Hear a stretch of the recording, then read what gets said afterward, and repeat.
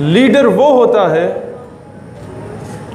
जिसे तारीख नूरुद्दीन जंगी के नाम से जानती है कि जब उसकी ख्वाब में रसूलुल्लाह सल्लल्लाहु अलैहि वसल्लम तशरीफ़ लाते हैं और कहते हैं कि नूरुद्दीन, मुझे दो शख्स बहुत ज़्यादा तकलीफ़ पहुंचा रहे हैं, तुम उनको तलाश करके कैफिर किरदार तक पहुंचाओ। तो पूरी मदीना की गलियों से उन्हें ढूंढा जाता है और पता चलता है कि ये वो लोग हैं जो कि हजूर सल्लल्लाहु अलैहि वसल्लम के रोज़े मुबारक तक एक सुरंग खोद रहे हैं और जस्ते अथर को लेकर कहीं और शिफ्ट करना चाहते हैं।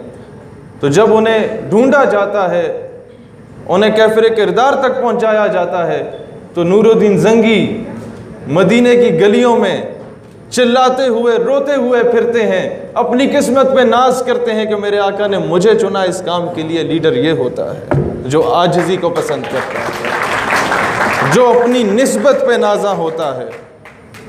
आज हम लोग मगरिब पर सारा मलबा डाल देते हैं कि उन्होंने हमें तबाह कर दिया।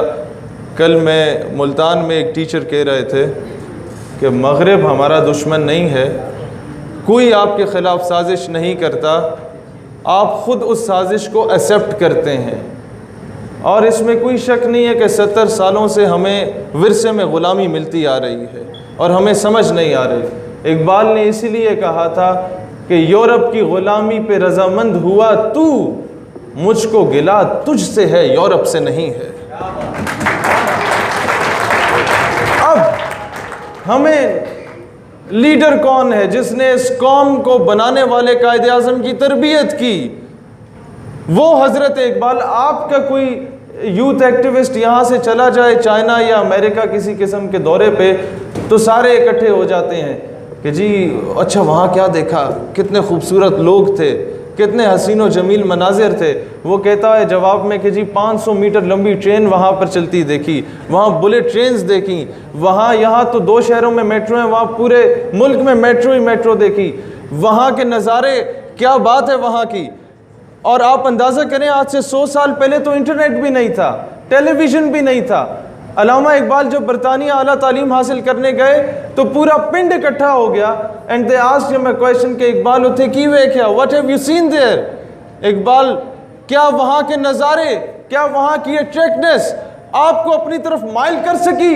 इकबाल रिप्लाइड, खीरा ना कर सका मुझे जलवाए दानिश फरंग। इकबाल, तुमने क्या देखा कि वहाँ के जलवे, वहाँ के नज़ारे, वहाँ की अट्रैक्शन, वहाँ का हुस्न तुम्हें अपनी तरफ माइल नहीं कर सका? क्या देखा हो?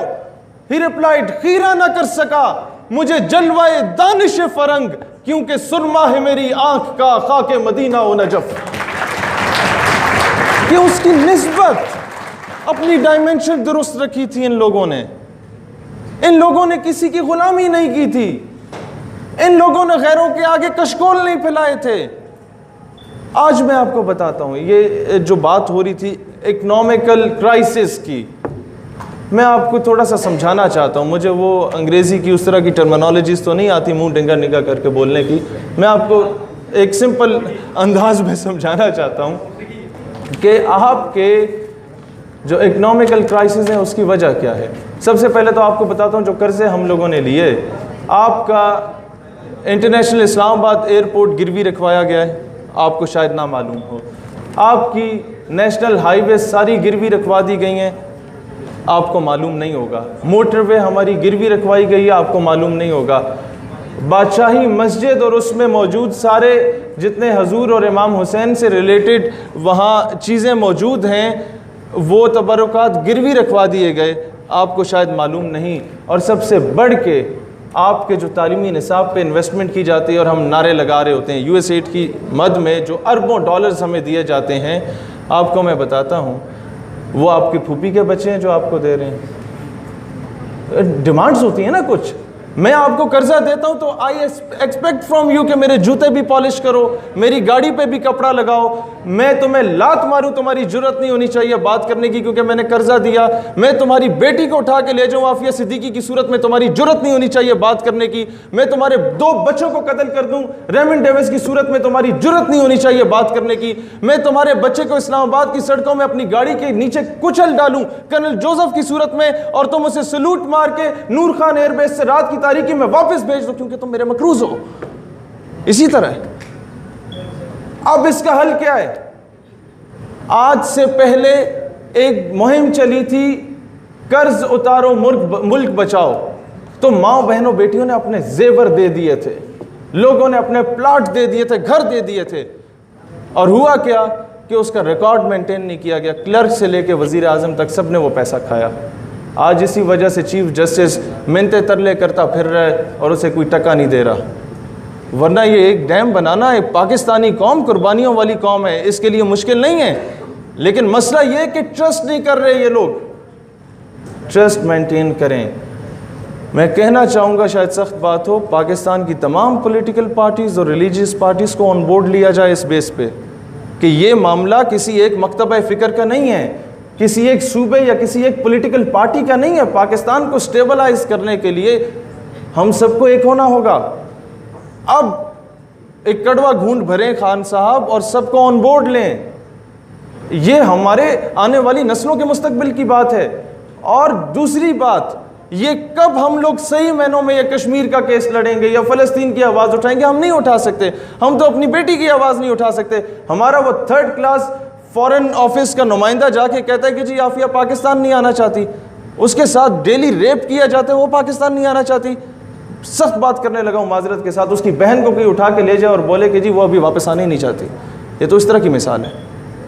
तो खुदारा ये जब जाके भीख मांगोगे ना, जब कशकोल फैलाओगे, तो कभी भी आपकी माँ बहन बेटी की इज्जत नहीं होगी। फिर पिंड का जो चौधरी है वो कभी भी बेटी उठा के लेके जा सकता है। अब लीडरशिप पे बात आती है। मेरे भाइयों और बहनों, हम उस दिन एक कामयाब और ख़ुद मुख्तार कौम बन सकेंगे जो ये मांगे तांगे की 2 रोटियां हम लोग खाते हैं उसको मुस्तरद करेंगे और हक हलाल की आधी रोटी पे गुजारा करना शुरू कर देंगे। और गैरत क्या चीज़ होती है? आज इट इज़ वेरी अनफॉर्चुनेट, आपने देखा होगा ना कि जितने यूथ समिट्स होते हैं सरीना में, मैरियट में, पीसी में, मैं आप लोगों के सामने बात करूं और मैंने शायद 1-2 जगहों पे बात की क्योंकि आप सारे यूथ एक्टिविस्ट हैं, आपको बुलाया जाता है। जब बर्मा में हमारी बहन के तिक्के बोटियां बनाई जाती हैं, उन्हें बरहना करके उसकी वीडियोस को वायरल किया जाता है, आप लोगों की नज़र से गुजरी होंगी। जब फ़लस्तीन में मुसलमान बेटी के साथ रेप किया जाता है या उसके अबाया को या दुपट्टे को ज़बरदस्ती खींच लिया जाता है और ये पता चलता है कि पाकिस्तानी कौम बरे सग़ीर का जो ख़िता, ये बड़ा जज्बाती ख़िता है, ये दोबारा मैदान अमल में कहीं ना आ जाए, ये कहीं कलम छोड़ के हथियार ना उठा ले, तो होता क्या है कि पूरी यूनिवर्सिटीज़ और कॉलेजेस से टॉप क्लास के पढ़े लिखे ज़बरदस्त एनर्जेटिक स्टूडेंट्स को इकट्ठा किया जाता है और इनवाइट किया जाता है अमेरिकन एम्बेसडर की जानिब से सरीना में या मैरियट में। वहाँ आके अमेरिकन एम्बेसडर आपको दर्स देता है कि बेटा, Islam is a very beautiful religion, it teaches us the message of love, peace and interfaith harmony. समझ रहे हैं? आप जाके उसे बोलें, अंकल जान, बिल्कुल इस्लाम अमन का दर्स देता है, लेकिन आज आप ये अमन का दर्स हमें ना दें, जाके नेटो फोर्सेस को दें या इजराइल को दें जो कि मासूम लोगों का कत्लेआम कर रहा है। असल दहशतगर्द को दहशतगर्द कहना सीखो।